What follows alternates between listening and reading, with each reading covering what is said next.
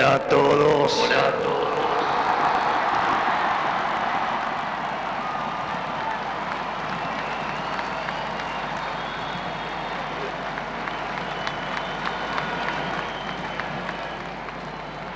Señores ministros de la Corte, señores gobernadores, señores diputados y senadores nacionales, presidentes y dignatarios extranjeros, argentinos.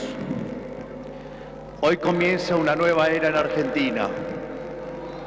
Hoy damos por terminada una larga y triste historia de decadencia y declive y comenzamos el camino de la reconstrucción de nuestro país.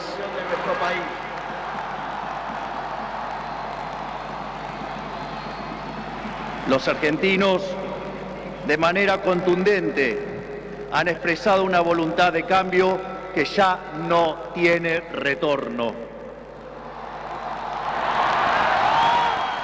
No hay vuelta atrás. Hoy enterramos décadas de fracaso, peleas intestinas y disputas sin sentido. Peleas que lo único que han logrado es destruir nuestro querido país y dejarnos en la ruina. Hoy comienza una nueva era en Argentina, una era de paz y prosperidad, una era de crecimiento y desarrollo, una era de libertad y progreso. Hace 200 años, un grupo de ciudadanos argentinos reunidos en San Miguel de Tucumán le dijeron al mundo que las Provincias Unidas del Río de la Plata no eran más una colonia española y que a partir de ese histórico momento seríamos una nación libre y soberana.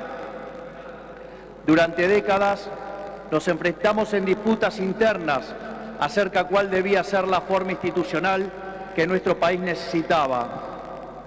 En 1853, luego de 40 años de haber declarado la independencia, bajo el auspicio de un pequeño grupo de jóvenes idealistas que hoy conocemos como la generación del 37, decidimos como pueblo abrazar las ideas de la libertad.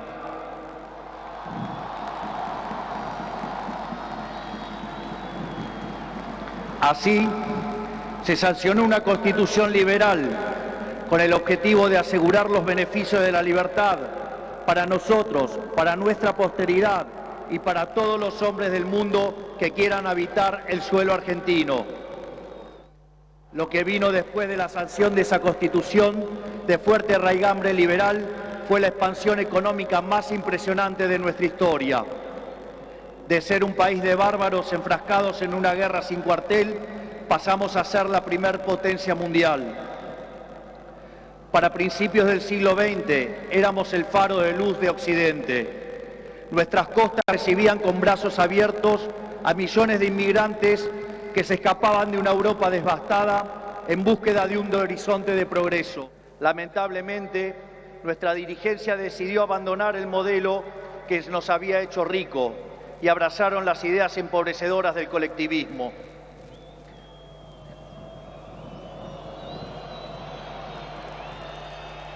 Durante más de 100 años, los políticos han insistido en defender un modelo que lo único que genera es pobreza, estancamiento y miseria.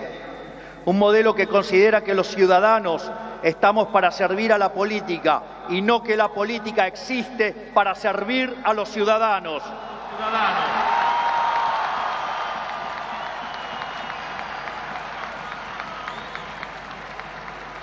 Un modelo que considera que la tarea de un político es dirigir la vida de los individuos en todos los ámbitos y esferas posibles.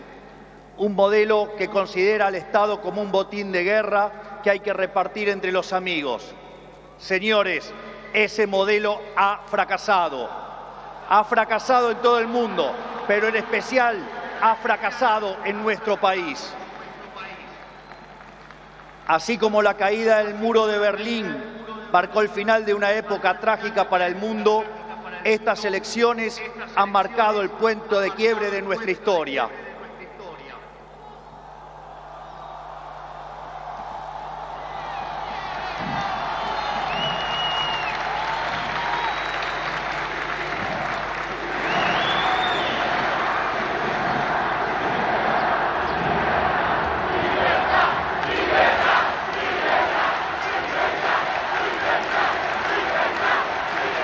En estos días, mucho se ha hablado de la herencia que vamos a recibir. Dejen que sea muy claro en esto. Ningún gobierno ha recibido una herencia peor que la que estamos recibiendo nosotros.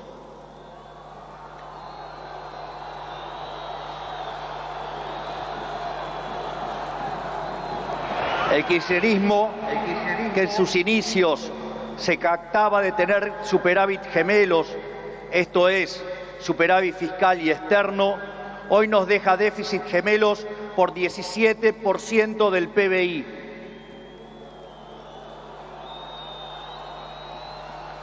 A su vez, de esos 17 puntos del PBI, 15 corresponden al déficit consolidado entre el Tesoro y el Banco Central. Por lo tanto, no existe solución viable en la que se evite atacar al déficit fiscal. Al mismo tiempo, de esos 15 puntos de déficit fiscal, 5 corresponden al Tesoro Nacional y 10 al Banco Central, por lo que la solución implica, por un lado, un ajuste fiscal en el sector público nacional de 5 puntos del PBI, que a diferencia del pasado, caerá casi totalmente sobre el Estado y no sobre el sector privado.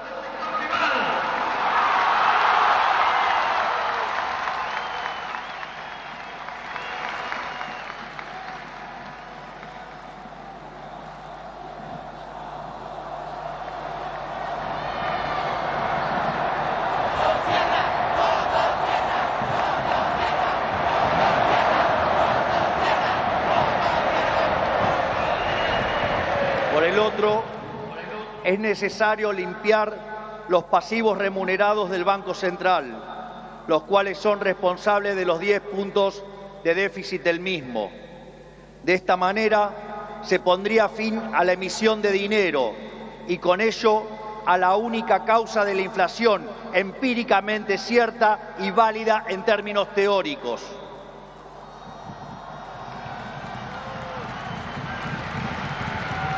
Sin embargo, dado que la política monetaria actúa con un rezago que oscila entre 18 a 24 meses, aun cuando hoy dejemos de emitir dinero, seguiremos pagando los costos del desmadre monetario del gobierno saliente. Haber emitido por 20 puntos del PBI, como se hizo en el gobierno saliente, no es gratis. Lo vamos a pagar en inflación. A su vez, el cepo cambiario, otra herencia de este gobierno,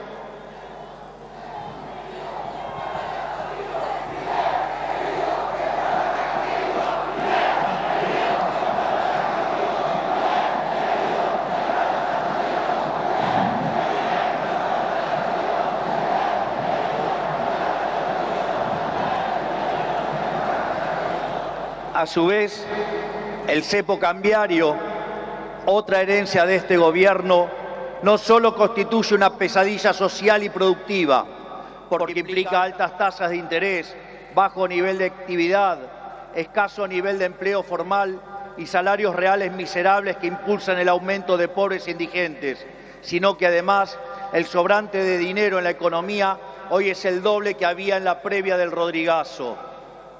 Para tener una idea de lo que eso implica, recordemos que el Rodrigazo multiplicó por 6 veces la tasa de inflación, por lo que un evento similar significaría multiplicar la tasa de inflación por 12 veces, y dado que la misma viene viajando a un ritmo del 300%, podríamos pasar a una tasa anual del 3.600.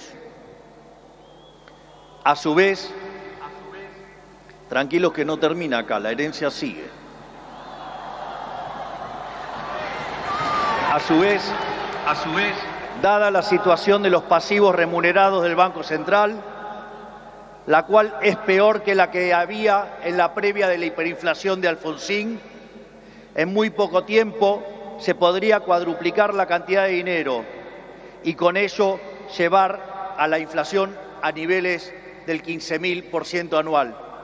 Esta es la herencia que nos dejan, una inflación plantada del 15.000% anual, la cual vamos a luchar contra uñas y dientes para erradicarla.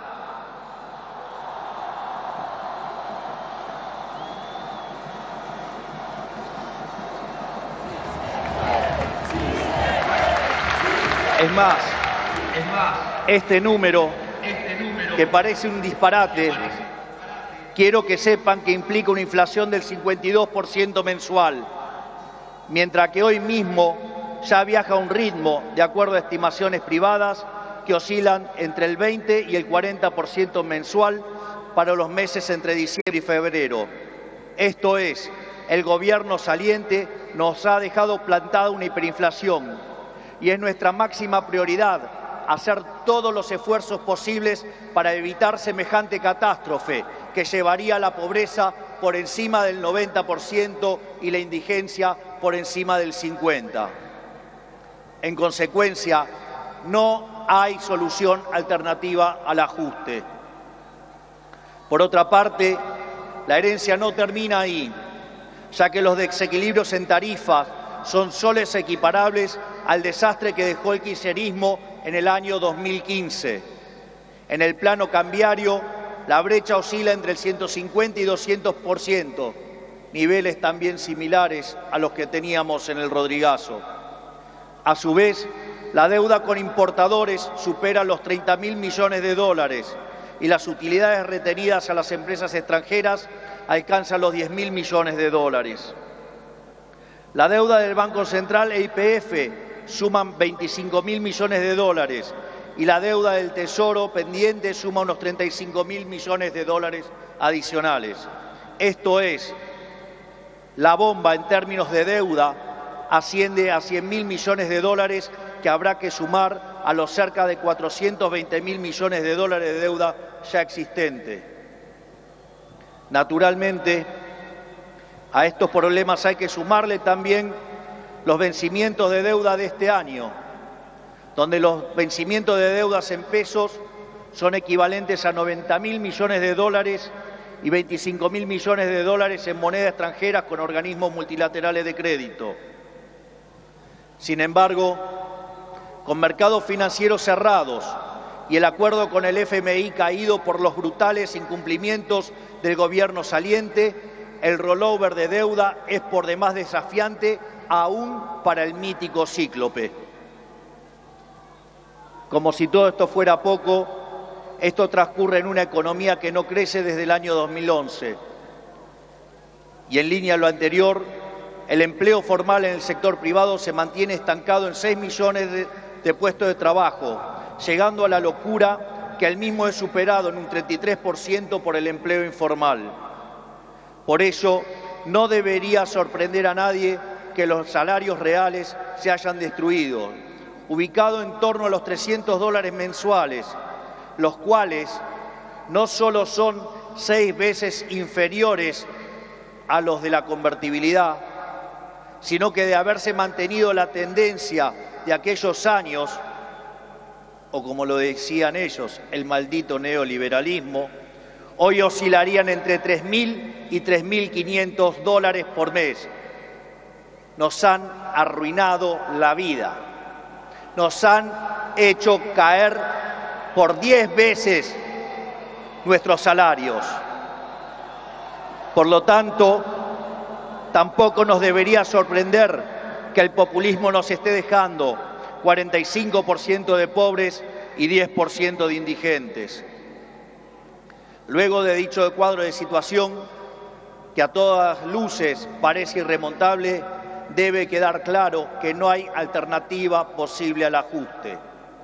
Tampoco hay lugar a la discusión entre shock y el gradualismo. En primer lugar, porque desde el punto de vista empírico, todos los programas gradualistas terminaron mal, mientras que todos los programas de shock, salvo el de 1959, fueron exitosos.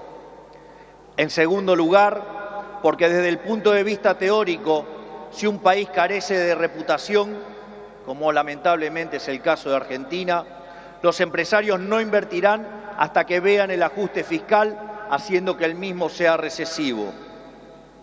En tercer lugar, y no por ello menos importantes, para hacer gradualismo es necesario que haya financiamiento. Y lamentablemente, tengo que decírselos de nuevo, no hay plata.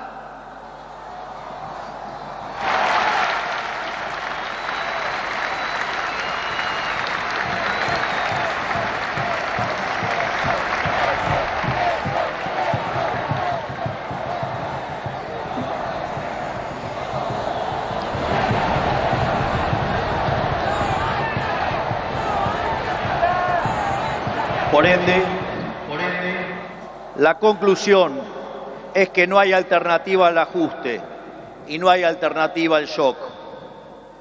Naturalmente, eso impactará de modo negativo sobre el nivel de actividad, el empleo, los salarios reales, la cantidad de pobres e indigentes. Habrá esta inflación, es cierto, pero no es algo muy distinto a lo que ha pasado en los últimos 12 años.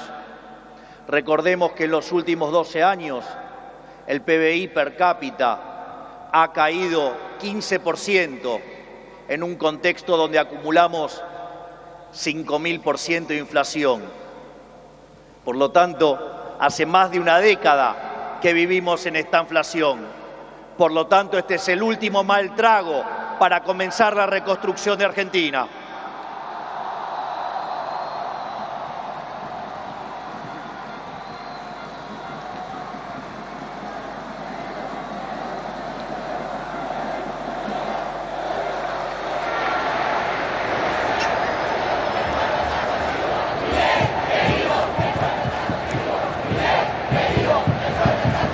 A su vez, luego del reacomodamiento macro que vamos a impulsar, el cual será menos doloroso cuanto mayor sea la caída del riesgo país y cuanto mejor sea nuestra contención desde el Ministerio de Capital Humano, la situación comenzará a mejorar. Esto es, habrá luz al final del camino.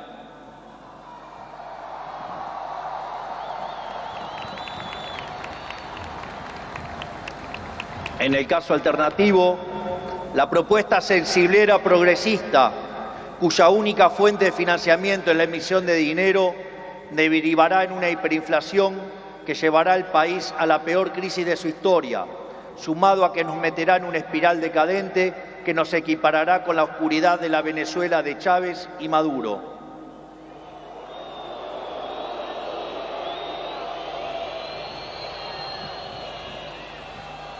Por lo tanto, luego de semejante cuadro de situación, no pueden quedar dudas que la única oposición posible es el ajuste, un ajuste ordenado y que caiga con toda su fuerza sobre el Estado y no sobre el sector privado.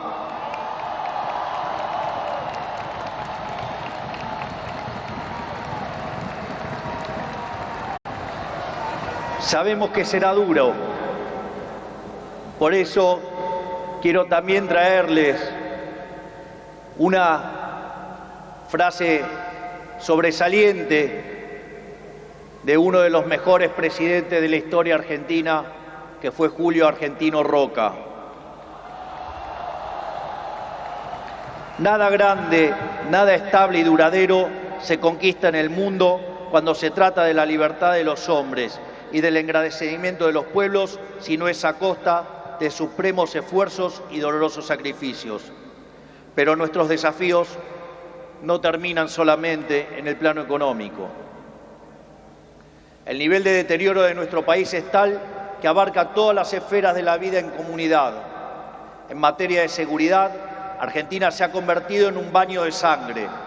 Los delincuentes caminan libres mientras los argentinos de bien se encierran tras las rejas. El narcotráfico se apoderó lentamente de nuestras calles, a punto tal que una de las ciudades más importantes de nuestro país ha sido secuestrada por los narcos y la violencia. Nuestras fuerzas de seguridad han sido humilladas y maltratadas durante décadas. Han sido abandonados por una clase política que le ha dado la espalda a quienes nos cuidan.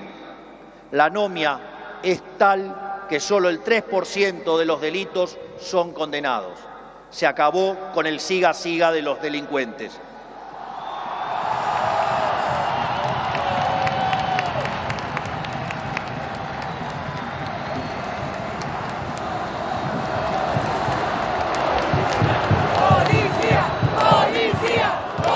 En materia social, estamos recibiendo un país donde la mitad de la población es pobre, con el tejido social completamente roto. Más de 20 millones de argentinos no pueden vivir una vida digna porque son presos de un sistema que lo único que genera es más pobreza. Como dice el gran Jesús Huerta de Soto, los planes contra la pobreza generan más pobreza. La única forma de salir de la pobreza es con más libertad.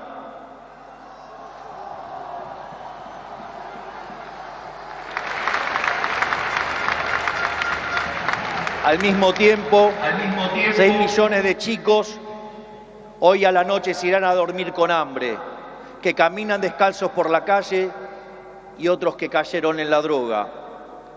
Lo mismo ocurre en materia educativa.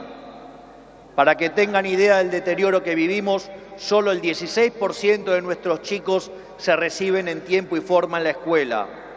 Solo el 16%. Solo 16 de cada 100. Es decir, que el 84% de nuestros chicos no termina la escuela en tiempo y forma.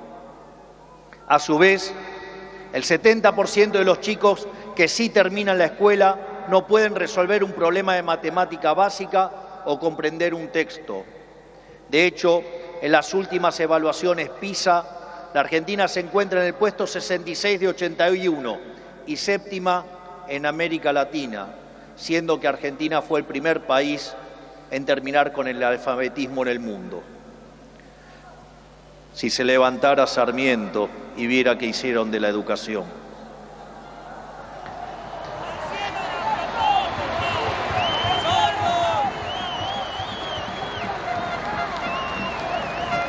En materia de salud, el sistema se encuentra completamente colapsado. Los hospitales están destruidos, los médicos cobran miseria y los argentinos no tienen acceso a salud básica. Tan es así que durante la pandemia, si los argentinos hubiéramos hecho las cosas como la media de los países del mundo, hubiéramos tenido 30.000 muertos. Pero gracias al Estado Te Cuida y su ineficiencia, 130.000 argentinos perdieron la vida.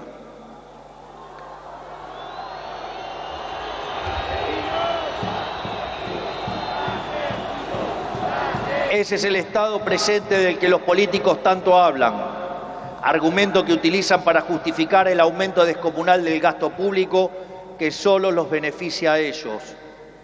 En todas las esferas, miren donde miren, la situación de la Argentina es de emergencia.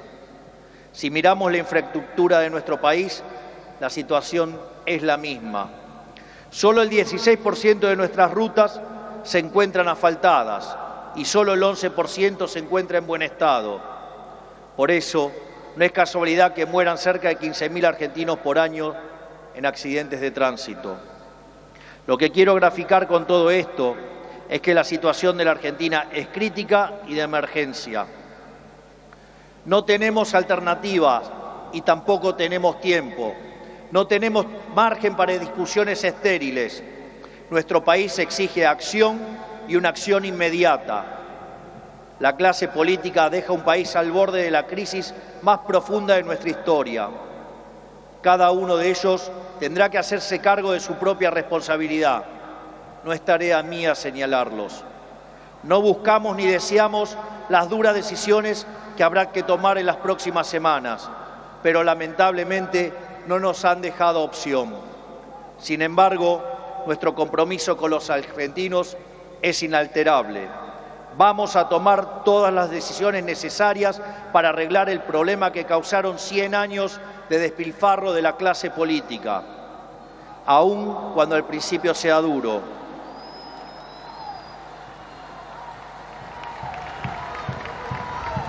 Sabemos que de corto plazo la situación empeorará, pero luego veremos los frutos de nuestro esfuerzo, habiendo creado las bases de un crecimiento sólido y sostenible en el tiempo.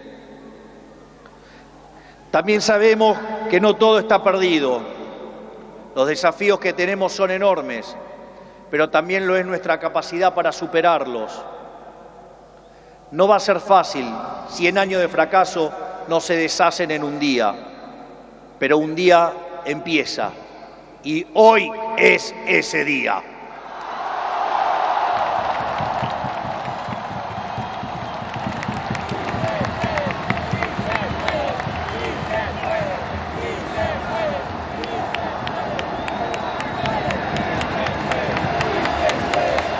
Hoy empezamos a desandar el camino de la decadencia y comenzamos a transitar el camino de la prosperidad.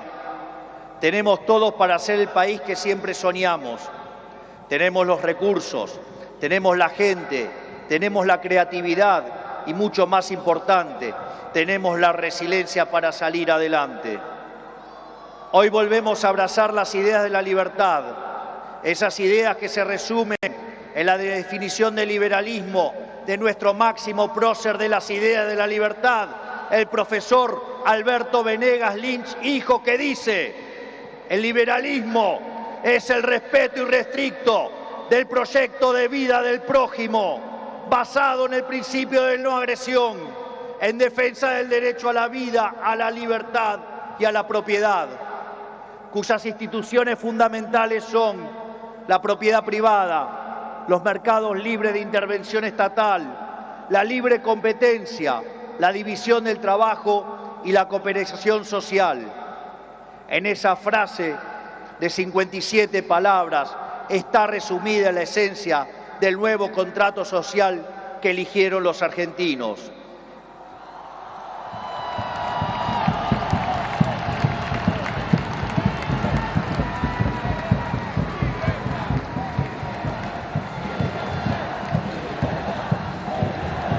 Este nuevo contrato social nos propone un país distinto, un país en el que el Estado no dirija nuestras vidas, sino que vele por nuestros derechos, un país en el que las hace, las paga.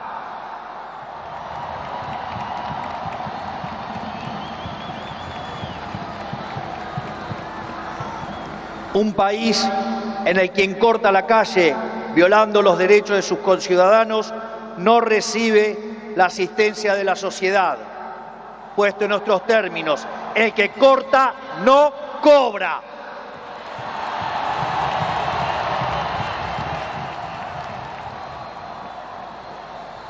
Un país que dentro de la ley permite todo, pero fuera de la ley no permite nada.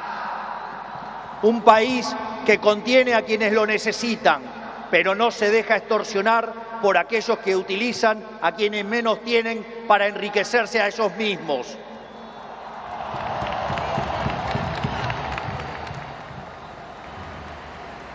En cuanto a la clase política argentina, quiero decirles que no venimos a perseguir a nadie, no venimos a saldar viejas vendetas, ni a discutir espacio de poder. Nuestro proyecto no es un proyecto de poder, nuestro proyecto es un proyecto de país. No pedimos acompañamiento ciego, pero no vamos a tolerar que la hipocresía, la deshonestidad o la ambición de poder interfieran con el cambio que los argentinos elegimos. A todos aquellos dirigentes políticos, sindicales y empresariales que quieran sumarse a la nueva Argentina, los recibimos con los brazos abiertos.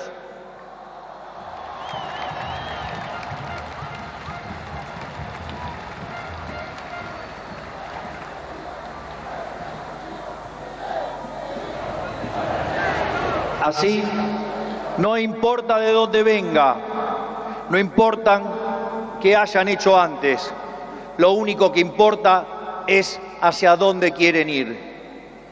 Aquellos que quieren utilizar la violencia o la extorsión para obstaculizar el cambio, les decimos que se van a encontrar con un presidente de convicciones inamovibles que utilizará todos los resortes del Estado para avanzar en los cambios que nuestro país necesita. No vamos a claudicar, no vamos a retroceder, no nos vamos a rendir. Vamos a avanzar con los cambios que el país necesita, porque estamos seguros que abrazar las ideas de la libertad es la única manera en la que podremos salir del pozo en el que nos han metido.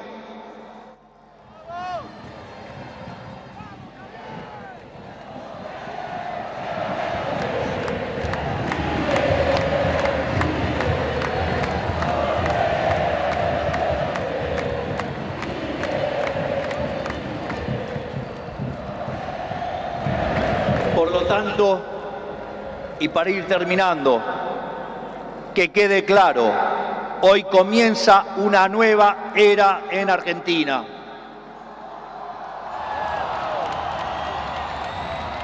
El desafío que tenemos por delante es titánico, pero la verdadera fortaleza de un pueblo se mide en cómo enfrenta los desafíos cuando se presentan.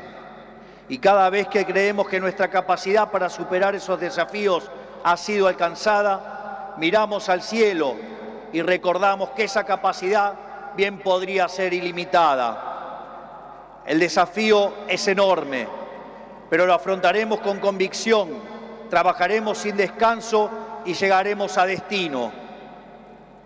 No es casualidad que esta inauguración presidencial ocurra durante la fiesta de Hanukkah, la fiesta de la luz, ya que la misma celebra la verdadera esencia de la libertad. La guerra de los macabeos es el símbolo del triunfo de los débiles por sobre los poderosos, de los pocos por sobre los muchos, de la luz por sobre la oscuridad, y sobre todas las cosas, de la verdad por sobre la mentira. Porque ustedes saben que prefiero decirles una verdad incómoda antes que una mentira confortable.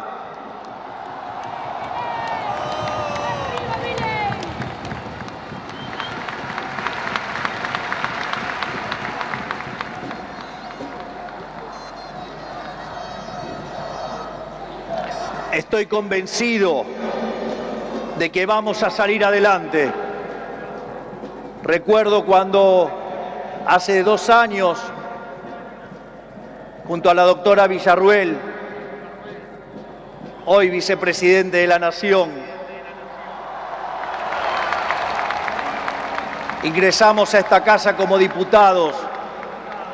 Recuerdo que en una entrevista me habían dicho: pero si ustedes son 2 en 257, no van a poder hacer nada.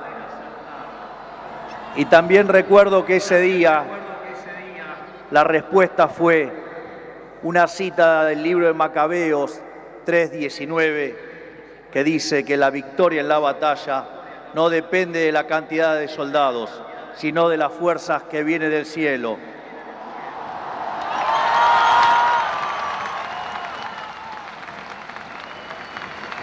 Por lo tanto, Dios bendiga a los argentinos y que las fuerzas del cielo nos acompañen en este desafío. Muchas gracias. Será difícil, pero lo vamos a lograr. ¡Viva la libertad, carajo! ¡Viva la libertad, carajo! ¡Viva la libertad, carajo! Conforme a ponerse de pie que vamos a salir.